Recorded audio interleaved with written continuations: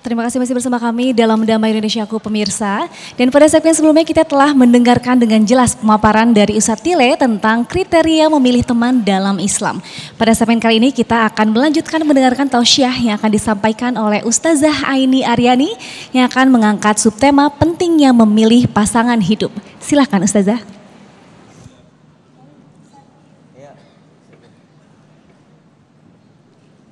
Bismillahirrahmanirrahim. Assalamualaikum warahmatullahi wabarakatuh. Alhamdulillahirabbil alamin wassalatu wassalam ala nabiyyina Muhammadin wa ala alihi wa sahbihi ajmain wa man tabi'ahum bi ihsan ila yaumiddin amma ba'du.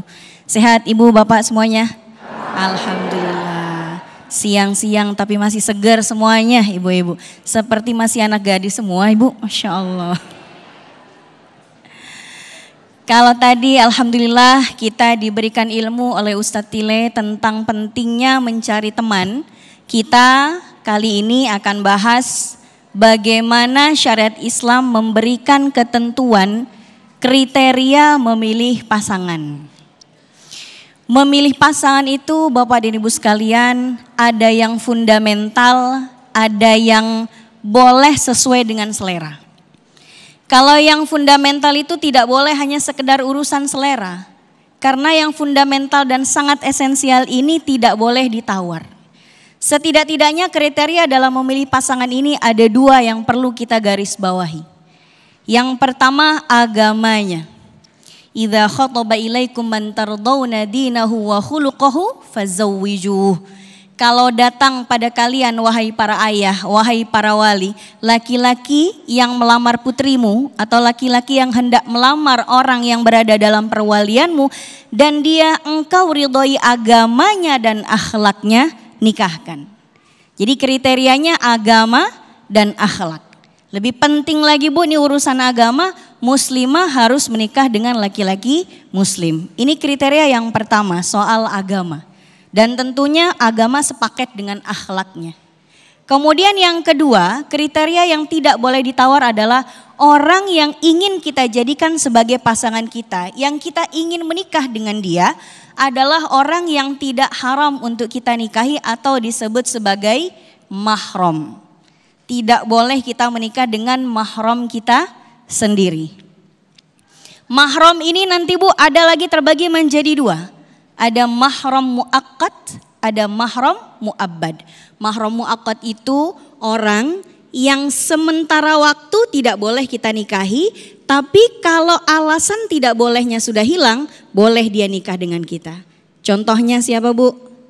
Saudara atau saudari ipar. Sedekat apapun kita dengan ipar, tetap harus jaga batasan. Tetap nutup aurat. Tetap tidak boleh berkhalwat. Karena kadang-kadang Bu, ipar ini di banyak fenomena yang terjadi malah jadi orang ketiga. Itulah disebutkan kata Nabi alhamu al-maut. Ipar itu kadang-kadang jadi sumber petaka. Banyak ipar yang jadi orang ketiga. Karena kadang-kadang kita udah merasa dia adalah saudara kita akhirnya tidak menjaga batasan. Maka ipar ini termasuk dalam mahram muakkad. Memang tidak boleh kita menikah dengan ipar tapi tetap harus ada jarak dan batasan. Selama ipar ini dia menikah dengan saudara kita. Misalnya Bu, ibu kan punya misalnya saudari perempuan. Mbak kita bilang. Mbak kita menikah dengan seorang laki-laki, kita panggilnya abang ipar. Selama abang ipar ini terikat pernikahan dengan mbak kita, nggak boleh ibu bilang sama dia jadikan aku yang kedua. Itu nggak boleh Bu, nggak boleh. Karena dalam syariat Islam seorang laki-laki tidak boleh mempoligami atau menikah di satu waktu yang sama dengan istri dengan saudarinya. Nah kemudian berikutnya lagi adalah suaminya tante kandung, itu juga mahram sementara. Jadi kalau kita punya tante kandung, misalnya ayah kita atau ibu kita punya adik perempuan, kita panggilnya tante atau bibi. Tante menikah dengan seorang laki-laki, kita panggilnya om. Nah om ini iparnya orang tua kita. Selama om ini terikat pernikahan dengan tante kita, ibu juga gak boleh bilang sama beliau jadikan aku yang kedua, gak boleh. Karena dalam syariat Islam seorang laki-laki tidak boleh mengumpulkan dalam satu pernikahan yang sama antara istrinya dengan bibinya atau ponakannya. Nah, ini disebut dengan mahram muaqqat. Tidak boleh kita menikahi dia sewaktu-waktu. Tapi kalau alasannya sudah hilang maka boleh. Nah, tadi soal ipar, Bu. Kan kalau abang ipar kita masih terikat pernikahan dengan mbak kita, gak boleh kan kita nikah sama dia?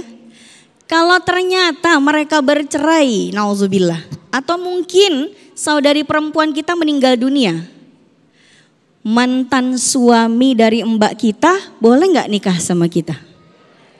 Boleh. Boleh, Bu ya? Boleh. Nah, itu yang disebut dengan mahram yang sementara, temporer, muaqqat. Dalam satu waktu nggak boleh nikah sama dia, tapi dalam satu waktu yang lain dimungkinkan untuk menikah. Ini disebut dengan mahram mu'abbad. Ada lagi, Bu, yang tidak boleh menikah sewaktu-waktu. Seorang janda yang masih dalam masa iddah itu tidak boleh dinikahi oleh laki-laki di luar sana sampai masa iddahnya selesai. Nah, ini mahram apa tadi, Bu? Namanya mahram muaqqat. Yang kedua adalah mahram mu'abbad. Mahram yang selama-lamanya sampai mati apapun yang terjadi kita tidak boleh menikah dengan dia. Mahram mu'abbad ini nanti akan terjadi dari 3 jalur.